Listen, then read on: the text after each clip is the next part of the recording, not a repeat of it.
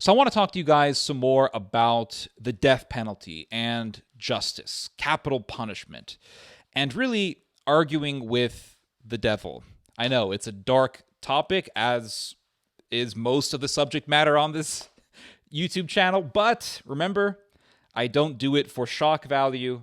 I talk about the reality of evil as a means to conveying a message, a truth. And I've been reading this book lately. It's called The Death of Punishment by Professor Robert Blecker. He is one of the few intellectuals who support the death penalty. He's been arguing for years in favor for capital punishment, and he has been debating against the abolitionist position against capital punishment. And the reason why I started reading this book is because within recent months, I have been talking about the death penalty on my live streams, and I did not expect the type of reactions that I have gotten, especially from people who call themselves Christians. But yet again, heresy does abound, and people will use the Bible to justify pretty much anything. And you have these scoundrels who come around and they argue things like, well, only God can take away a life. Only God can do that. It doesn't matter if the person killed 80 people and raped their bodies. It doesn't matter if this guy killed 50 children and raped them before he murdered all of them and then cannibalized their cadavers. No, don't matter, because only God can take away life. Only God can judge. And you have this just absolute stupidity, really evil, because it's defending evil.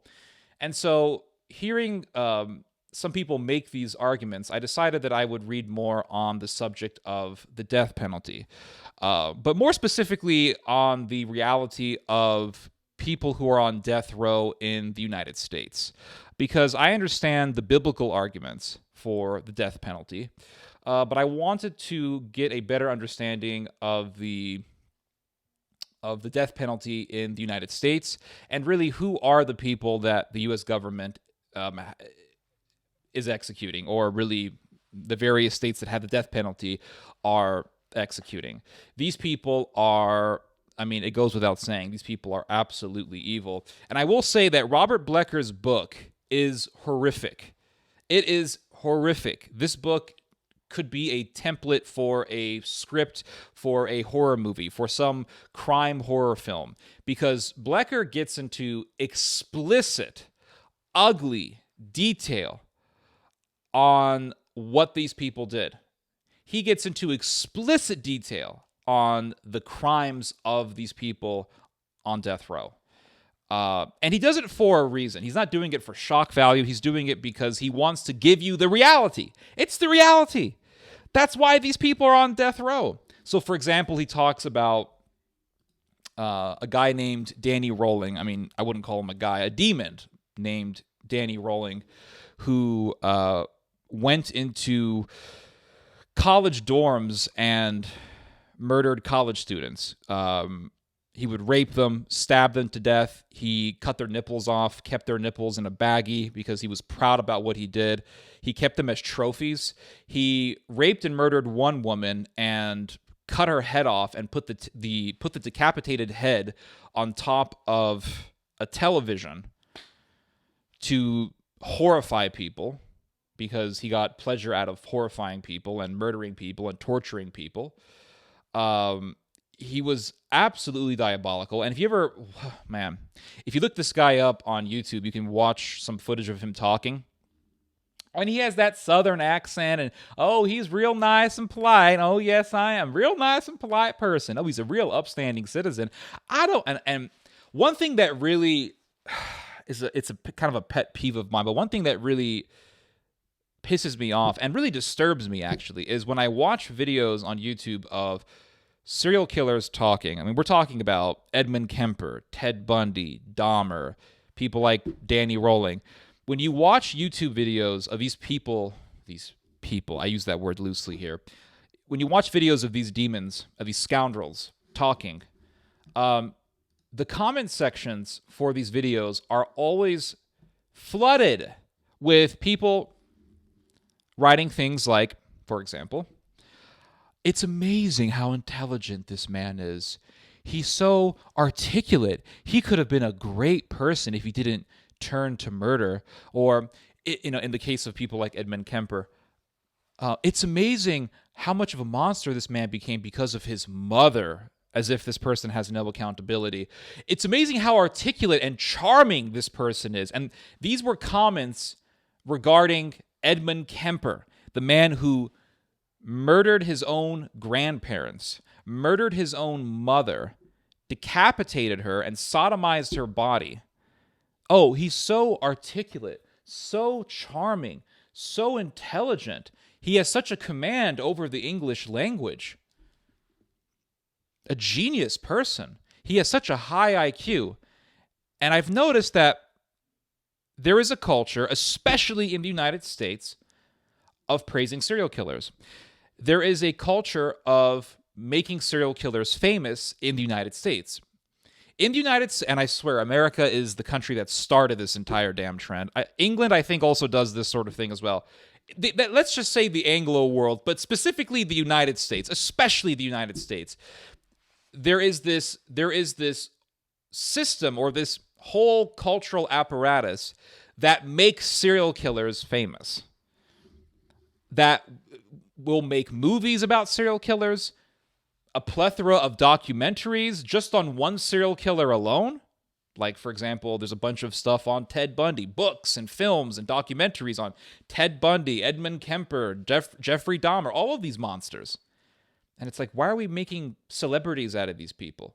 It's sickening. So then you have people, and I remember when I was in high school, I began to research these types of things. I began to research about serial killers and all these types of things. Not because I had a fascination with them, but it was more so because I wanted to understand the nature of evil. I wanted to understand how Satan works. That's what I wanted to understand. I read about all the cults. I read about Islam thoroughly. I read about Mormonism a lot. I read about Scientology and even little cults that just had like little compounds in some boony area of the United States. I would read about those as well.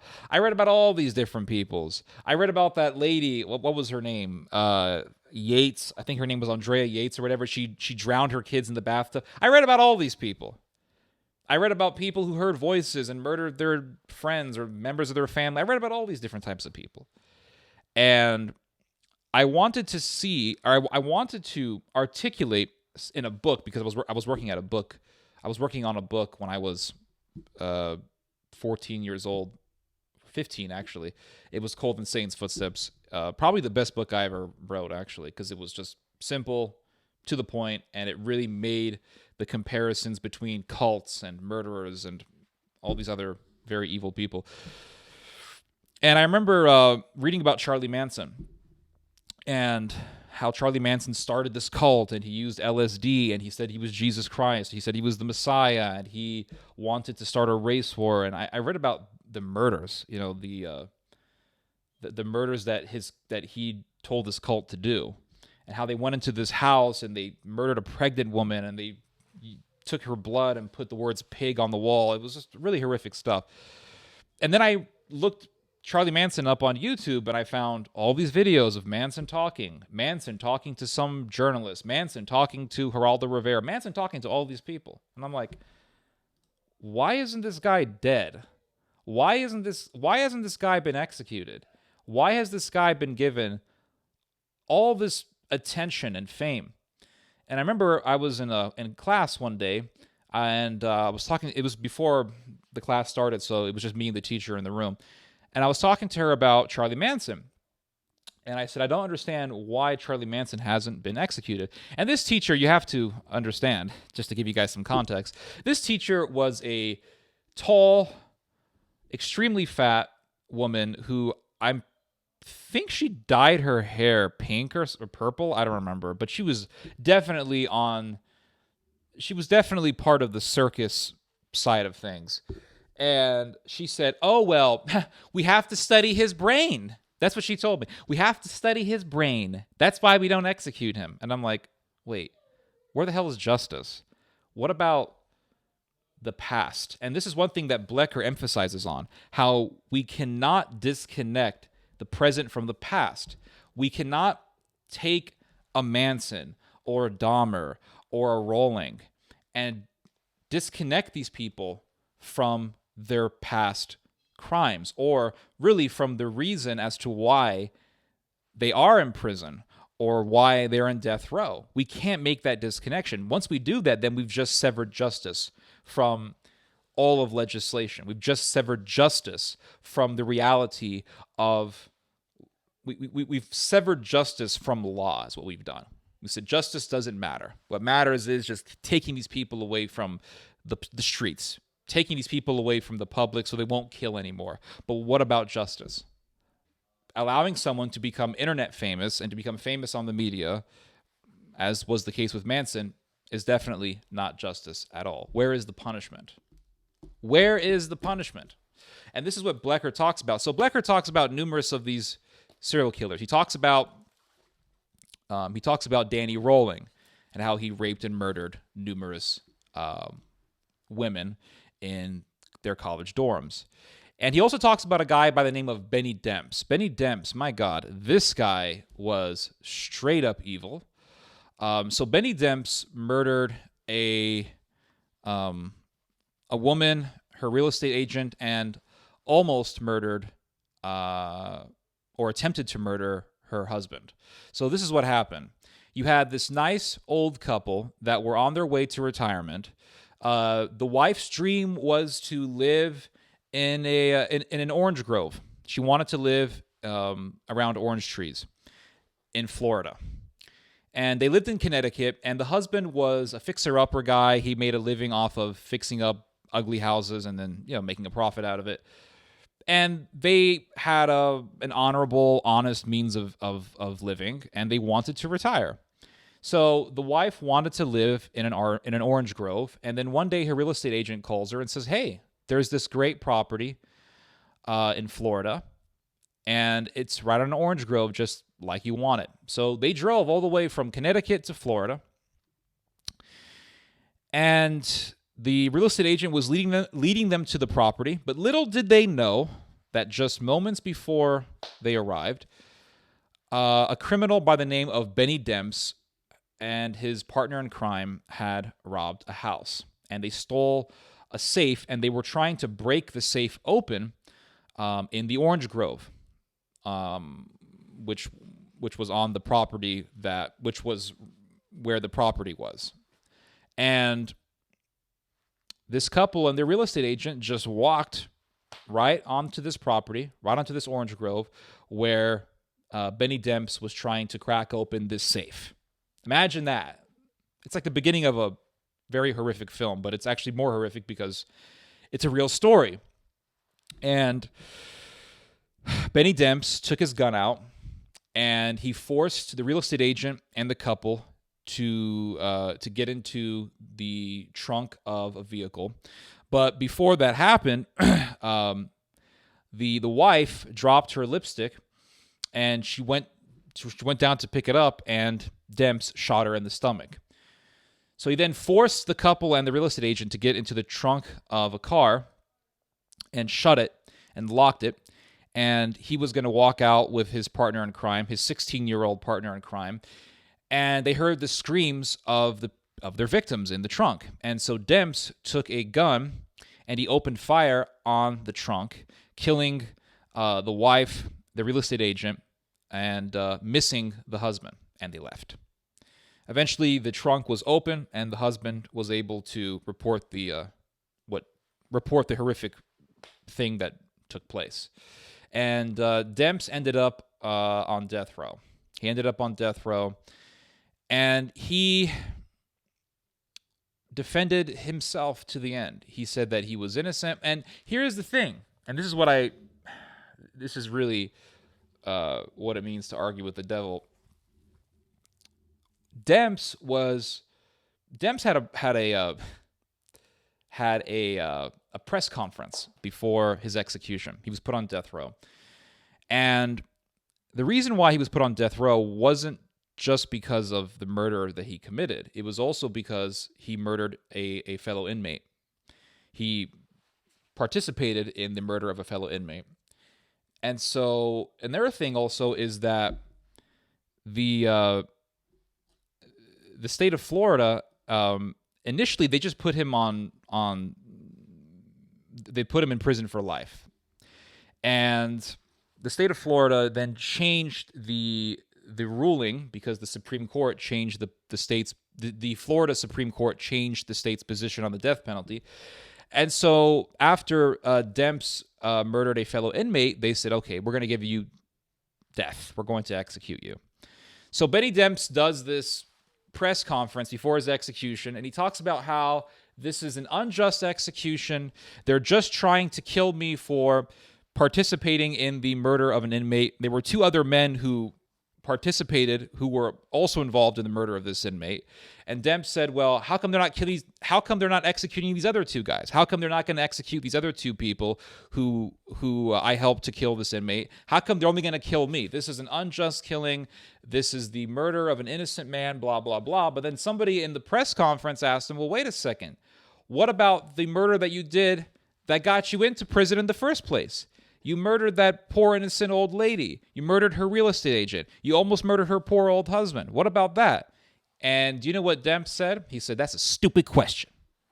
Because we're not talking about the crime that I did that got me into prison. Because they sentenced me to life for that.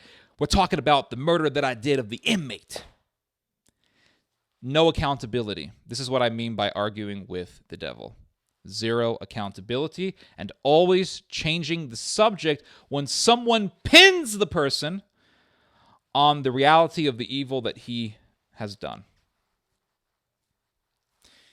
And then I'm going to go now to the last example, and that is the example of Daryl Holton. Daryl Holton murdered his 4 children in the state of Tennessee in 1997. Daryl Holton was sentenced to death, and the way that he murdered his children, he murdered his children. That enough is worthy of the death penalty. And then you look at the details. You look at how he did it. You see, Daryl Holton was divorced. He and his ex-wife lived in the projects. And so the 4 children lived with her in the projects, and she had her boyfriend. And he didn't like that. Holton was a conservative. You see, he had very conservative views, supposedly. And he loved listening to conservative talk radio. So don't think that every single one of these people on death row is some crazy liberal. They are people on death row who you would think could run for a Republican position in politics. So, he loved listening to conservative talk radio while he was in death row. And he said, I don't like the fact that my kids are living in this dump, and my ex-wife is with this boyfriend of hers, and the 4 kids have to live with her. So he said, I'm going to send them to Jesus. That's what he believed. At least that's what he said. I'm going to send them to heaven. That's what I'm going to do. I'm going to send them to heaven.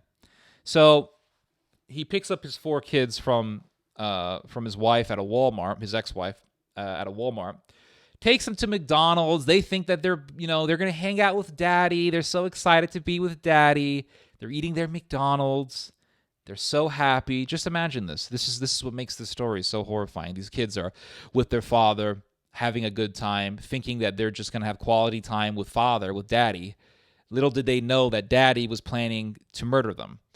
And then that night, he takes them to the car garage where he worked. And his uncle owned the garage, and so he worked in the garage, and he also slept there. He lived there. He lived at his place of work. And he had 2 of the kids play with some of the power tools, and they loved playing with the power tools. Kids love power tools. And while the 2 kids were playing with the power tools, he took 2 of the other children, and he said, Daddy's got a surprise for you.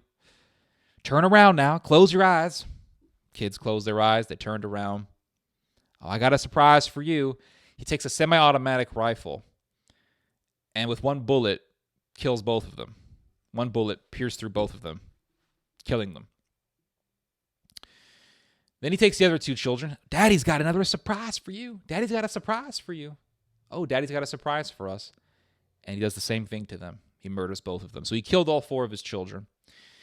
And then he turned himself in. And Daryl Holton, he tried to make himself out to be this model citizen. He talked about how he refused appeals. He didn't want to appeal his death sentence. He was so noble. He was accepting of his punishment because, as he said, I believe in accountability. So I'm pretty certain that to most Americans, he was a man who reformed himself. Maybe he felt remorse. Maybe he felt guilt about what he did. But he felt nothing. Because the night that he murdered his children, he turned himself into the police, and he interrogated him. He was interrogated by the police. And if you listen to his interrogation, he is absolutely emotionless. He has no emotions. He is cold as ice, callous as a rock. And they thought, well, maybe the next day he'll have some kind of emotion. Nope. He was able to explain to the authorities with precise detail what he did, how he killed the children, how he tricked the children. And what's also sad is that one of the children was deaf. One of the children had a hearing impediment.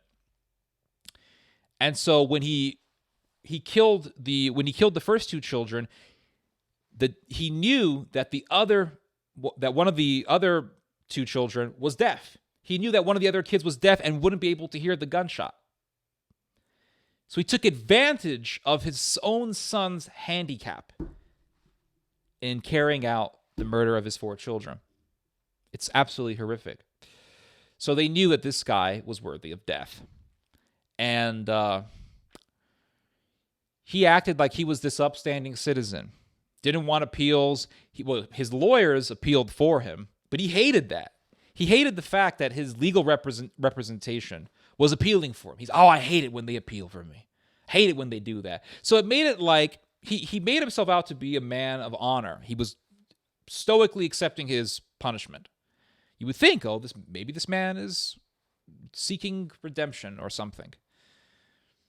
That wasn't the reality, because Robert Blecker interviewed him. Robert Blecker spent many hours talking to Daryl Holton. And it's amazing that in the conversations between Blecker and Holton, it's like a debate with the devil. And so Blecker, for example, would say, well, I hear that you're rejecting appeals, or you don't want appeals. And he said, I'm foregoing my appeals, sir. Well, why are you foregoing appeals? Is it because you really believe that you deserve punishment? Well, no, it's because I don't like how my lawyers are representing me. I don't like how they're putting words in my mouth. So it wasn't that he rejected appeals. It was that he didn't like how his legal representation was putting words in his mouth. Because Holton would appeal his sentencing. Holton would try to plead insanity. So he didn't want to die. In fact, according to Holton himself, his original plan was to kill the kids, to kill his ex-wife, kill her boyfriend, and then to kill her boyfriend's child, her boyfriend's daughter, and then to kill himself. But he didn't kill himself. Why? Because Holton did not want to die. In fact, right 2 months before, when they were actually going to execute him, he appealed his sentencing, and that gave him another 2 months to live. And then eventually they executed him. So Holton fought his sentencing to the end. He did not want to die. And Blecker will, in the discussions, Blecker will ask him, well, do you think that you deserve death? To which Holton would say, I think that what they have convicted me of is worthy of death. See, and to the untrained ear, that may sound like I am worthy of death, or I deserve what I'm getting. But it's not. Because what he's saying is what they have convicted me of, what they have found me guilty of, is worthy of death. That's not the same thing as saying I am worthy of death. So then Blecker, being a lawyer, being a former special prosecutor, and being a professor of law, understanding this type of sophistry, he said, but are you deserving of the death penalty? And he says, well, what they have convicted me of is worthy of death. And then he says, but what you committed, the crimes that you committed, is that worthy of capital punishment? Is that worthy of the death penalty? And then he said, well, sir, you know very well that committed and convicted are two different words. You see the deception? So he would separate himself from the crimes, and he would never say, I did what I did. He would say, what they have convicted me of is worthy of of capital punishment. So he was constantly confusing Blecker, constantly trying to insert confusion, to cause confusion. He was a devil. He was a sophist. Well, what they have convicted me of is worthy of punishment. But that's not the same thing as saying what I committed is worthy of punishment. And so reading about these people, on these monsters on death row, there is a huge contrast between these monsters that the government has executed and the man who was on the cross next to Christ, the thief. And there were two thieves. There was a penitent thief, and there was a thief who had absolutely no remorse for what he did. And the one who had no remorse said what to Christ? He said, if you are really the Christ, then take us off these crosses. Take us down. Free us. Because he had no remorse for what he did. And what did the penitent thief tell the other thief? Do you not fear God? Do you not know that we are deserving of this punishment? And this man, Jesus Christ, is innocent? And Christ didn't look to the other thief and say, oh yeah, you definitely don't deserve this because only God can judge. And yeah, I should take you off this cross. No. He looked at the penitent thief and said, you will be with me in paradise. And part of the man's redemption was him admitting that he was worthy of the punishment that he was getting.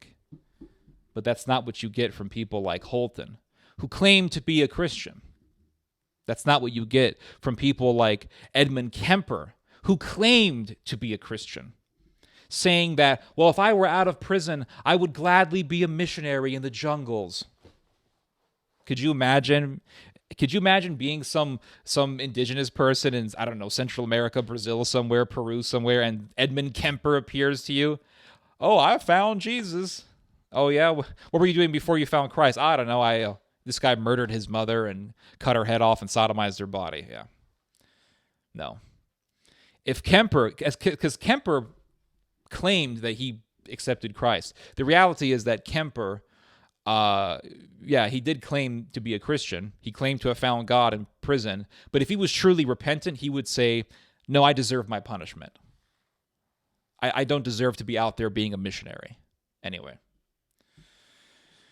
You guys just heard some theology, God bless.